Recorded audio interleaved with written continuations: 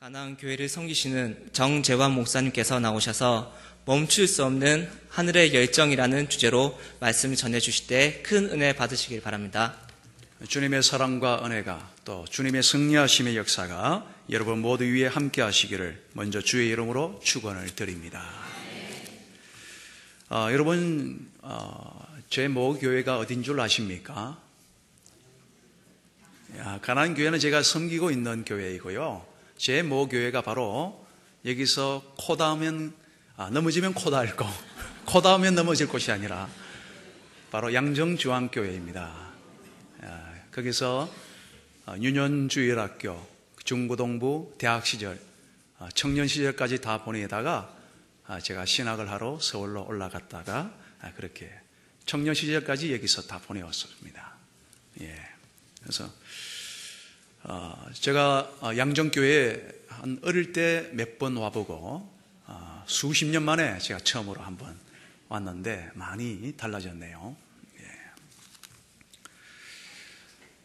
여러분 중국 연변과학기술대학의 부총장이 되시는 정진호 박사님께서 쓰신 멈출 수 없는 하늘의 열정이라고 하는 책이 있는데 그 책의 내용을 보시면은 평양의 평양과학기술대학을 세우는 데 있어서 놀라운 이야기를 믿음의 눈으로 잘 설명해 주고 있는 장면이 있습니다.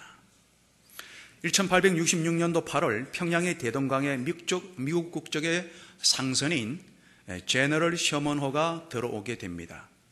이때 이 배의 통역자로 승선을 했다가 한국 개신교 최초의 외국인 선교자가 된 사람이 있는데 그는 바로 토마스 선교사님이십니다. 그 당시 토마스 선교사의 목을 쳤던 병사 박충권이라고 하는 사람이 지난날을 회상하여서 이런 말을 했다고 합니다. 내가 그를 찌르려고 할 때에 그는 두 손을 마주하고 무슨 말을 한 후 붉은 배를 입힌 책을 가지고 웃으면서 나에게 받으라고 권하였다. 내가 그를 죽이기는 하였으나 이 책을 받지 않을 수가 없어서 받아왔노라 라고 그렇게 기록을 하고 있습니다. 여러분 이 사건 이후로 토마스 선교사로부터 성경을 전달받고 또 전달받은 이들 중에는 훗날 평양에 유력한 신앙 가문을 일으킨 이들이 참으로 많았다라고 합니다. 그의 목을 친 이 박충권은 나중에 평양교회의 장로님이 되셨고 그의 조카인 이영태는 숭실대학을 졸업한 뒤에 한글 성경의 약 3분의 1을 번역하였던 레이놀즈 선교사님의 조사 역할을 하였으며 그리고 최지량이라고 하는 자는 평양교회를 세우게 되었고 또 이 최지량이라고 하는 자로부터 성경을 전달받았다가 이게 뭔가 싶어서 그것을 쭉쭉 찢어가지고 집안에 벽지로 도배를 하였던 사람인 박영식이라고 하는 사람은 그 사람의 집이 나중에 최초의 평양교회인 널다리 교회의 예배 처소가 되었다고 하는 것이죠. 여러분 이 널다리 교회는 우리가 잘 아시는 대로 그 뒤로 이름을 바꾸어서 장대현 교회로 바뀌어집니다. 이 장대현 교회에서 1907년도 바로 역사적인 사건 1월 14일 평양 바로 대부흥운동의 회개운동이 일어나게 된 것입니다. 하지만 여러분 토마스 선교사가 죽었을 때에 이때 막상 영국 교회에서는 그의 죽음을 어떤 죽음이라고 이렇게 정의를 내리느냐 그의 죽음은 헛된 죽음이었다라고 정의를 내렸습니다. 그것이 40년 후에 평양 대부흥운동의 미랄이 될 줄을 몰랐던 것이죠. 여러분 전도서 11장 1절에 너는 내 식물을 물 위에 던져라 여러 날 후에 도로 찾으리라 라고 말씀하신 것처럼 대동강물 위에 자신의 목숨과 자신의 피와 자신의 온몸을 던졌던 이 토마스 선교사님은 그 결과 40년이 지난 뒤 엄청난 평양의 생명들을 도로 찾게 되었다라고 하는 말씀인 겁니다. 그래서 토마스 선교사의 순교를 기념해서 한국교회는 1927년도 5월 8일 날 그의 순교지에 1000여 명의 성도들이 모여서 예배를 드린 후 드디어 1933년 9월 14일 대동강면에 토마스 기념 예배당을 세우게 됩니다. 하지만 여러분 이 예배당은 6.25 전쟁으로 인해서 해방 후에 남북으로 나뉘어지면서 다른 많은 교회들과 마찬가지로 흔적도 없이 사라져버리게 됩니다. 그런데 여러분, 놀라운 일이 벌어졌습니다. 그로부터 수십 년이 지난 후 2001년도 북한으로부터 연변과학기술대학의 사람들이 찾아온 겁니다. 우리들도 평양에 연변과학기술대학과 같은 학교를 세워주시오라고 하는 요청이 들어왔다고 하는 것이죠. 그런데 평양 대동강변에 자리 잡은 평양과기대의 건축부지에서 아주 한 가지 귀중한 물건을 발견하게 되어집니다. 그것은 바로 교회의 종탑이었습니다. 허허벌판에 땅을 파다 보니까 종탑이 하나 나오게 되었습니다. 이 종탑은 평범한 종탑이 아니라고 직감한 이 사람들이 뭘까? 무슨 종탑일까?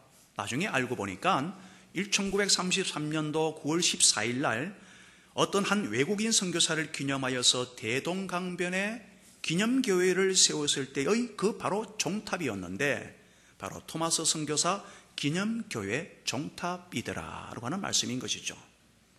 마치 무너졌던 예루살렘 성전이 고레스의 칙령에 의해서 스룹바벨로 하여금 예루살렘의 성전을 다시 짓도록 한 것처럼 다시금 그 평양 땅에 하나님의 나라가 세워지는 역사가 일어난 것입니다. 이 놀라운 감동을 그 책에서는 기록을 하고 있습니다. 여러분, 서울 양화진에 가보시면요, 1890년도 의료 선교사였던 헤론이라고 하는 사람의 무덤을 시작으로 하여서 500여 명의 외국인 선교사와 가족들이 묻혀있는 양화진 외국인 묘지가 있습니다. 저는 지난 6년 동안 부산에 부임을 하기 전에 6년 동안 서울에 있으면서 구역장을 위한 국내 성지 순례를 1박 2일 동안 6년에 걸쳐서 당회원들과 같이 다녀온 것을 합하여 7분을 서울 양화진에서부터 시작하여서 여수 애양원까지 여러 교회를 다니면서 7번 정도 다녀온 적이 있습니다. 그런데 여러분, 여러 가지 가본 곳 중에 이 양화진 묘지에 가보면 여러 개의 비석들이 있는데 그 중에서도 한 가지 눈에 띄는 비석이 있습니다. 그 비석의 묘비에는 바로 이런 글이 적혀져 있습니다. 나는 웨스트민스터 성당에 묻히기보다 한국 땅에 묻히기를 원하노라 라고 하는 내용이 바로 묘비명에 적혀져 있습니다. 이 묘비의 주인공은 다름 아닌 바로 헐버트 선교사입니다. 소학교 교사로 초청을 받아서 한국 땅을 밟았던 이 헐버트 선교사님은요, 한국의 사정을 널리 알려서 수많은 선교사들이 들어오는 물꼬를 텄던 인물 중에 한 사람으로 지난 3.1절을 기념하여서 TV에서 다큐멘터리로 그렇게 방영을 해준 적도 있습니다. 일본의 강점을 당한 한국의 국권 회복을 위해서 헌신하다가 쫓겨나기도 하였던 그가 결국에는 우리 땅에 돌아와서 숨을 거둔 자였는데, 그는 한국 땅에 묻히면서 남긴 말이 나는 웨스트민스터 성당에 묻히기보다 한국 땅에 묻히기를 원하노라. 바로 그렇게 말을 남긴 겁니다.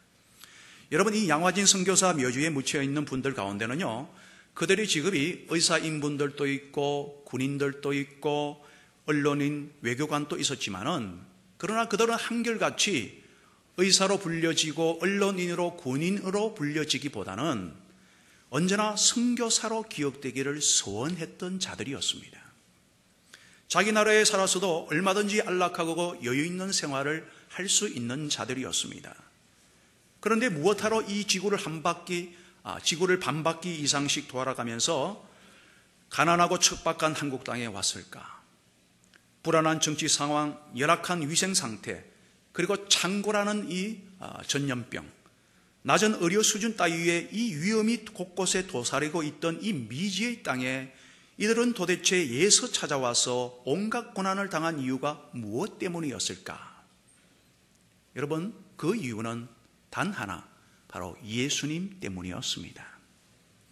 여러분, 사실 이들은 예수 믿는다는 것 하나 때문에 그 예수를 믿음으로 이런 고난과 고통을 겪은 것이죠. 우리가 잘 아시는 수많은 믿음의 선배들이요, 사도들 또한 그들도 복음을 들고 가는 곳마다 어려움을 당했습니다. 부활하신 주님께서 땅끝까지 복음을 전파하여 나의 증인이 되라, 되리라. 그리고 성령이 임하실 때까지 이 땅에 거하면서 그리고 너희는 가서 모든 족속에게 제자를 삼아라 라고 말씀하신 그 명령에 따르다 보니 너무나도 많은 어려움을 당하게 된 것입니다. 아니 그러면 우리가 예수를 믿지 않으면 고난도 없어지지 않는가? 왜 굳이 예수를 믿어서 저마다 이 고생을 사서 하는 것일까? 그렇습니다, 여러분. 물론 이들이 예수를 믿지 않았다면 예수 믿는 것 때문에 당하는 고난은 당하지 않았을 것입니다. 아니 오히려 예수를 믿지 않음으로 인해서 이 땅에서 보다 더 나은 명예를 얻을 수 있고 더 나은 물질과 권세와 권력과 풍성한 복을 누리면서 얼마든지 편하게 그렇게 살아갈 수 있었을 것입니다. 아니 그러면 도대체 이들은 무엇 때문에 예수 안에서 이 고난에 동참하는 자가 되었다는 말인가? 도대체 그 이유가 무엇인가? 이들은 무엇 때문에 이 고난에 동참하는 자가 된 것일까? 바로 그 이유는 예수 안에 참 생명이 있고 참 소망이 있고 그리고 미래가 그리고 참 행복이 있는 것을 알았기 때문이다 라는 말씀이죠. 히브리서 11장 24절에서 26절 믿음으로 모세는 장성하여 바로의 공주의 아들이라 칭함을 거절하고 도리어 하나님의 백성과 함께 고난받기를 잠시 죄악의 낙을 누리는 것보다 더 좋아하고 그리스도를 위하여 능력을 받는 것을 애굽의 모든 보화보다 더 큰 재물로 여겼으니 이는 상 주심을 바라봄이라. 여러분 오늘 본문의 주인공인 바울을 한번 보시길 바랍니다. 바울은 그의 동역자 바나바와 함께 13장에 나오는 수리아 안디옥을 출발하여서 제1차 전도 여행을 떠나게 되어집니다. 여러분 바울이 다메섹 도상에서 예수님을 만나기 이전에는요 예수님을 핍박하던 사람이었습니다. 예수 믿는 이들을 향하여서 조롱하고 그리고 고문하며 어리석은 자들이라고 비웃던 자였습니다. 포행자요 핍박자요 그리고 폭행자였습니다.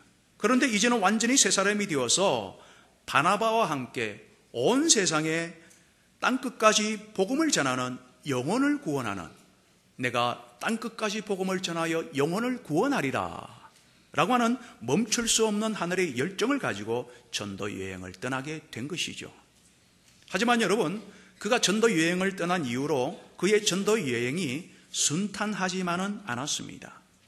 그가 예수 믿는 자들을 옛적에 핍박했던 것처럼 그것 또한 예수를 전함으로 인하여 많은 핍박과 어려움을 겪게 된 겁니다. 그들을 환대해주고 칭송하는 자들이 있는가 하면은 이를 시기하고 복음을 미워하던 대부분의 많은 유대인들은 이들의 뒤를 쫓아다니면서 무리지어 핍박하고 방해하는 자들도 있었다고 하는 것이죠. 결사대까지 만들어가지고 바울을 죽기까지 우리가 먹지 아니하리라 라고 하는 그런 결심까지 했던 결사들이 있습니다. 언제나 쫓아다니던 핍박하는 유대인의 무리들이 있었습니다. 한 번은 루스드라에서 있었던 일입니다. 여러분 사도행전 14장 8절 이하로 보시면 바울 일행이 전하는 내용을 자세히 듣고 있던 안전뱅이가 있었는데 이 안전뱅이는 나면서부터 걸어보지 못한 안전뱅이였습니다. 그는 복음을 듣자마자 믿음이 생겼어요. 그 믿음이 들어간 것을 알게 되어졌던 이 사도 바울의 일행이요 구원받을 만한 믿음이 있는 것을 보게 되었던 바울은 큰 소리로 이 사람을 향하여 외칩니다. 일어서라. 내 발로 일어서라. 그러자 그 안전뱅이는 즉시로 일어나 걷기도 하고 뛰기도 하는 놀라운 사건이 나타나게 되었습니다. 자, 이 놀라운 기적의 현장에 있었던 많은 사람들이요 바나바를 일컬어서 제우스 신이 내려오셨다.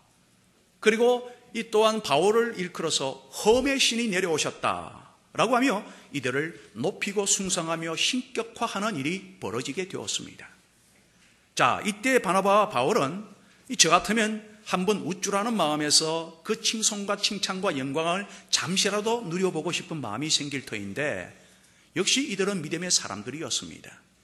즉시로 이들은 여보시오, 우리는 신이 아니요 당신들과 같은 인간이요 우리가 이러한 기적을 행하고 이러한 복음을 전하는 것은 바로 이처럼 우상숭배를 하지 말라고 이러한 기적을 전하였고 이러한 기적을 행하였고 복음을 전하는 것이요 라고 하며 오직 예수의 이름만을 높이고 또한 높이 세우고자 예수는 모습을 보여주고 있는 겁니다. 자, 이렇듯 복음이 전하여지고 이들이 나아가는 곳에는 놀라운 기적들이 일어났습니다. 하지만 여러분, 이렇듯이 칭송과 존경을 보내는 이들이 있는가 하면은 사도 바울과 바나바를 시기 질투하여서 복음을 저주하면서 이들을 향하여 돌을 던지는 자들도 있었다라고 하는 것이죠. 심지어 바울이 죽을 때까지 아니 돌을 던지다가 죽은 줄로 착각하여서 성 밖에 내어다 버리는 엄청난 고난의 시간들이 있었습니다. 하지만 여러분, 죽은 줄로만 알았던 사도 바울, 기적적으로 다시금 부시시하며 일어나지 않습니까? 온몸에 상처가 나고 온 뼈마디가 욱신거리는 가운데 그리고 비틀거리는 그 몸으로 그는 일어나자마자 더베라고 하는 곳, 루스드라를 지나서 더베라고 하는 지역으로 가게 되어집니다. 가서 무엇을 하느냐? 여러분, 사도 바울이 일어나자마자 또 무엇을 하였겠습니까? 바로 가서 또 예수의 복음을 전하더라라고 하는 말씀인 것이죠. 회당을 찾아가서 복음을 전합니다. 여러분, 도대체 이 멈출 수 없는 열정은 어디서 나오는 겁니까? 무엇이 이들로 하여금 성령에 사로잡힌 자가 되게 한 것일까요? 더군다나 오늘 보니까 유대교의 지도자들이요, 사도 바울에 대하여 법정에까지 고소를 합니다. 그 시대 당대의 최고의 변호사로 알려져 있는 유대인 드들로라고 하는 사람을 내세워서 법정에 고소한 내용을 보면은 그게 바로 사도행전 24장 1절에서 6절까지의 말씀의 내용에 쭉 나오는데 세 가지 면에서 사도 바울이 죄를 범하였다라고 고소를 하였습니다. 첫째는 그가 유대교의 율법을 범하였다라고 하는 것이죠. 즉 안식일을 범했다라고 하는 겁니다. 두 번째 죄목은 그가 성전을 더럽혔다라고 말을 합니다. 그리고 세 번째 죄목은 로마 황제에 대하여서 죄를 범했다라고 말을 합니다. 24장 5절로 우리가 보니까 이 사람은 전염병 같은 자라 천하에 흩어진 유대인들을 소욕해 하는 자요 라고 하면서 마치 로마 제국에 대항하여서 폭동을 일으키는 자인 것처럼 법정에다가 고소를 한 것이죠. 여러분, 그 당시에는 이 식민지 하에 있었지만은 이 로마인들은 유대인의 종교성을 민족의 종교성을 생각하여서 종교적인 문제를 가지고 로마 법정에 소송을 걸거나 고소를 하거나 하는 것을 대하여서 잘 판결을 내려주지를 않았습니다. 도로 돌려보내는 일이 많았다고 하는 것이죠. 그렇기 때문에 이들은 바로 전국을 소욕해 하는 자요, 로마 황제에 대하여 죄를 범했다라고 하는 정치적인 죄목을 첨가하여서 바로 로마 법정에 호소를 한 겁니다. 자, 이런 상황 속에서 사도 바울은 어떤 행동을 취하느냐? 갑자기 자신이 로마 시민권자임을 내세워서 로마의 황제로부터 직접 재판을 받을 수 있도록 요청을 합니다. 여러분, 왜 그가 시민권자임을 내세워서 로마 법정에 자기를 세워달라고 요청을 하였을까요? 로마 법정에 세워달라고 하는 것은 황제에게 재판을 받게 해달라고 하는 겁니다. 가이사에게 보내어달라 요청을 합니다. 그가 로마의 황제로부터 재판을 받고 싶어 했을까요? 로마 시민권자임을 내세움으로 고난을 피할 수 있고 또 그렇게 고난을 피하고 싶어였었겠습니까? 아니면 그가 명예를 탐하는 자였기 때문에 내가 이왕 죽을 목숨, 내가 예수를 믿는데 보다도 보란듯이 내가 명예스럽게 로마 황제 앞에 서서 내 이름을 온 천하에 한번 떨쳐보고 그런 싶은 욕망 때문에, 그런 욕심이 있었기 때문이었을까요? 아닙니다, 여러분. 일부의 사람들은 그렇게 생각했을런지는 몰라도 그가 고난을 피하고 싶었던 것도 아니었고 그가 명예를 탐하였기 때문도 아니었습니다. 여러분, 로마 제국의 심장부에 가서 복음을 전한다라고 하는 것은 더 큰 고난이 그를 기다리고 있음을 불보듯 뻔한 일이 아니겠습니까? 그럼에도 불구하고 로마 황제에게 가서 복음을 전하고자 하는 이유가 무엇인가? 가이사에게 보내어 주소서. 무엇이 그로 하여금 그토록 멈추지 못하는 열정을 가지게 만들었는가? 왜 그는 로마 황제 앞으로 나아가고자 한 것일까 하는 말씀입니다. 여기에는 분명한 이유가 있습니다. 가장 중요한 이유는 그가 로마 황제 앞으로 나아가고자 하였던 가장 중요한 이유는 로마 황제 앞에서 복음을 전하고 싶어 했기 때문이었습니다. 한마디로 그는 멈출 수 없는 복음의 열정에 사로잡힌 사람이었다고 하는 말씀인 것이죠. 여러분, 사도 바울은요, 이미 오래전부터 로마로 가서 복음을 전하고 싶어 하였던 사람이었습니다. 사도행전 19장 21절 말씀에 보시면은 자신의 비전에 대하여서 자기 동역자들에게 말을 하는 장면이 나오는데, 말하기를 나는 예루살렘에 가기로 작정하였을 뿐만 아니라 내가 거기에 갔다가 후에 로마도 보리라. 로마도 보리라 라고 말한 적이 있었습니다. 그는 자나깨나 예루살렘을 지나서 유대를 지나서 사마리아를 지나서 땅끝까지 온 세상 끝이라고 여겨졌던 제국의 심장부인 바로 로마, 그리고 그 로마의 중심지인 황제에게까지 복음을 전하고자 하였던 바로 복음에 미친 사람, 예수의 사람, 비전의 사람이었습니다. 그것이 바로 그의 사명이었고 사명에 살다가 사명에 죽고자 한 사람이었다고 하는 말씀인 것이죠. 여러분, 사도 바울이 이 땅에서의 부귀 영화만이 건강과 명예만이 축복이요 복이라고 생각하며 살았다면, 또 그것만을 바라보며 신앙생활을 하여 왔다면 과연 이렇게까지 고난을 감수하며 복음에 사로잡혀서 복음을 위하여 살 수가 있었겠습니까? 결코 그렇지 않습니다. 그런 이 세상의 것과 결코 비교할 수 없는 영원한 하늘나라에서의 놀라운 축복을 믿음으로 확신하며 바라보았기 때문에 그는 예수님처럼 십자가를 참으사 부끄러움을 개의치 아니하시는 가운데에 하나님 보좌 우편의 영광의 자리를 향하여 달려갔던 자였습니다. 히브리서 12장 2절 믿음의 주요 또 온전케 하시는 이 예수를 바라보자. 그는, 즉 예수님은 그 앞에 있는 즐거움을 위하여 십자가를 참으사 부끄러움을 개의치 아니하시더니 결국 하나님 보좌 우편에 앉으셨느니라 라고 말씀하고 있습니다. 그리고 여러분, 무엇보다도 중요한 사실은요, 사도 바울이 이방인을 향한 이 멈출 수 없는 복음 전파의 열정으로 인하여서 그가 당한 고난 때문에 오늘 저와 여러분들이 이 영생의 복을 받게 되었다고 하는 사실입니다. 사도 바울과 같은 이 열정이 없었다면 어찌 우리가 예수를 알고 복음을 영접하고 구원받은 백성이 될 수 있었겠습니까? 여러분, 우리들도 마찬가지입니다. 우리는 우리가 사는 삶이 이 땅에서의 삶이 전부가 아니라 또 다른 영원한 삶이 있다라고 하는 것을 분명히 확신하신다면, 그래서 나 한 사람의 고난이 다른 사람의 영혼을 살리는 일에 쓰임을 받을 수가 있다면, 나 한 사람의 수고와 복음의 도구가 되어서 하나님의 구원의 역사와 기적을 일으키는 일에 쓰임을 받을 수가 있다면, 또한 여기에 모이신 양정교회 성도님들의 봉사와 섬김으로 말미암아 이웃을 치유하고 민족을 변화시킬 수만 있다면 기꺼이 이 멈출 수 없는 열정에 참여하고자 하는 자가 되어야 하지 않겠는가 하는 말씀입니다.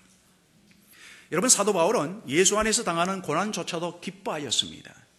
자신의 병약함조차도 복음의 도구가 되기를 주저하지 않았던 복음의 사람이 될 수가 있었습니다. 여러분, 교회의 존재 이유가 어디에 있습니까? 복음을 들고 세상을 향하여 세상을 위하여 일하는 데 있는 겁니다. 교회의 정체성은 우리끼리의 삶이 아닙니다. 교회의 정체성은 전도와 영혼 구원과 그들을 치유하는 사명, 그로 인하여 하나님께 영광 돌리는 데 있다라고 하는 말씀인 것이죠. 마지막 한 가지 예화를 드리고 말씀을 마치도록 하겠습니다. 여러분, 보리스 펠턴이라고 하는 콤펠트라고 하는 박사는 러시아에 살던 유대인 의사였습니다.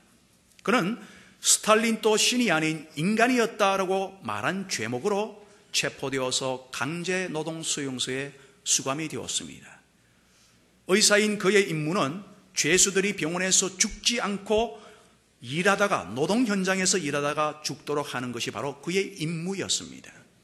그는 죄수가 건강하든 건강하지 않든 웬만하면 의료 카드에 이 사람은 건강하다라고 적어서 죄수들을 다시금 작업장으로 돌려보내는 그런 압력을 받고 일을 하였습니다. 그리하여 그는 점차 자신의 인간성이 파괴되어져 가고 있다고 하는 것을 느끼게 된 것이죠. 그렇게 시름시름 영혼이 메말라 가던 어느 날, 그는 동료 제수로부터 조용히 전도를 받게 되어집니다. 절망의 바닥에서 예수 그리스도의 복음을 듣게 되고, 그래서 예수 그리스도를 구주로 영접한 데 이어서 또 다른 소식을 듣게 되어진 바는 깜짝 놀랄 소식을 접하게 되는데요. 그 수용소 안에는 일종의 지하 교회 공동체가 있었는데, 하나같이 그리스도인들이 모두 이 의사의 구원을 위하여서 중보 기도하고 있었으며, 오늘 바로 그 기도가 응답되었습니다 라고 하는 그 소식을 접하게 된 겁니다. 자, 그날 이후로부터 이 사람은 달라지기 시작합니다. 자신은 복음의 빚진 자임을 알고 환자들을 정성을 다해서 치료해 줍니다. 그는 의료품을 낭비하고 환자들에 대하여서 관대하다라고 하는 경고를 몇 번 받았습니다.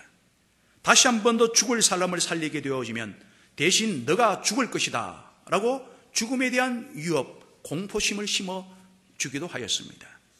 한 번은 장암에 걸린 남자를 만나서 치료하게 되었는데요, 그는 또 한 번 수용소의 경고를 무시하고 그를 살려주었습니다.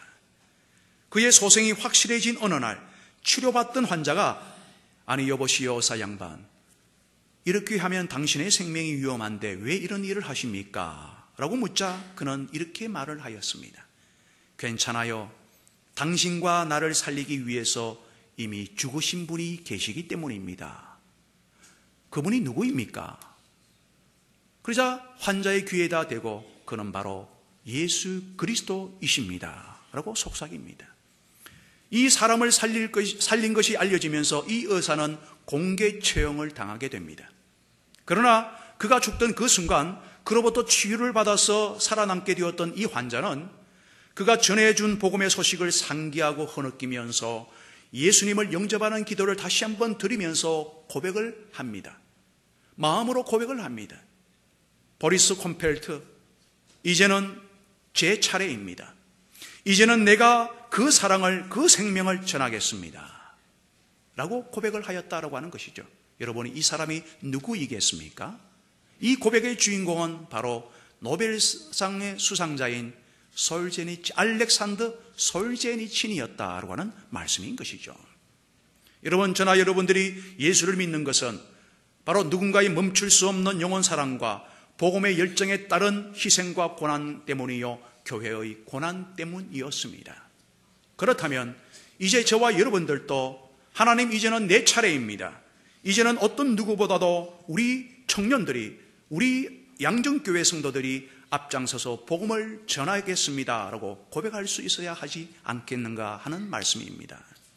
사랑하는 성도 여러분, 오늘 우리 주님은 양정교회 교우분들 뿐만 아니라, 그리고 비전 트랩을 떠나게 되어지는 우리 청년부 단기 선교팀들 모두가 이 멈추지 않는 복음의 열정을 가진 여러분들이 되시기를 원하고 계십니다. 언제나 멈추지 않는 열정으로 복음의 일꾼으로서 더욱더 힘있게 달려가시는 양정교회가 되시기를 바라고, 또한 이번 청년 단기 선교팀의 모든 활동이 있는 사역이 되시기를 주 예수의 이름으로 축원을 드립니다. 기도하겠습니다. 할렐루야. 사랑해 주님 감사합니다. 부족하고 연약한 우리들에게 귀한 복음을 전하여 주셔서 오늘 우리가 예배를 드리게 하시고, 또한 우리들 또한 복음의 빚진 자로 살아가게 하여 주심을 감사합니다. 그런데 알고 보니 이미 우리를 위하여 기도해 준 자, 우리를 위하여 고난을 받은 자, 우리를 위하여 복음을 전해주고 고난을 받고 죽음을 당한 멈출 줄 모르는 그 하늘의 열정을 가진 자들이 있었기에 오늘 우리가 이 자리에 있게 되어진 것을 알게 되어졌습니다. 하나님 아버지, 바로 이 복음에 멈추지 않는 열정, 이 우리가 복음의 빚진 자로서 우리들도 나아가 이 멈추지 않는 열정을 이어받아 우리도 복음을 전하는, 후대의 복음을 전하는 아름다운 선교의 열매를 맺어가는 양정교회, 그리고 우리 이번 비전 트립 청년부의 모든 선교팀의 활동이 될 수 있도록 역사하여 주시옵소서. 감사를 드리며 예수님의 이름으로 기도드리옵나이다. 아멘.